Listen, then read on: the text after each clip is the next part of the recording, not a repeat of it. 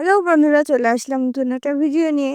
তো হচ্ছে এই যে দেখো মা রান্না বান্না করছে, তো চলো দেখায় যে কি কি রান্না বান্না হচ্ছে। তো এই যে মাছ ভাজা, কাতলা মাছ ভাজা, চিংড়ি মাছ ভাজা রয়েছে দেখা যাচ্ছে। তো মাকে জিজ্ঞেস করি যে কি রান্না হবে। ও মা, কি রান্না হবে?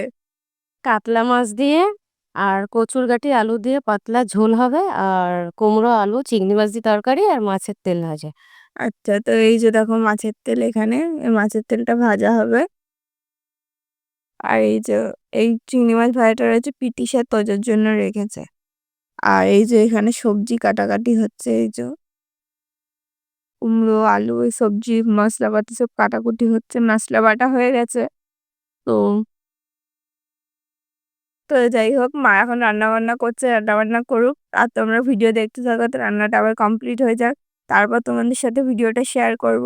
তো যাই হোক বন্ধুরা, টাটা বাই বাই, এখনকার মতন এইটুকুনি ভিডিওটা। আবারও দেখা হবে নতুন ব্লগে। টাটা বন্ধুরা।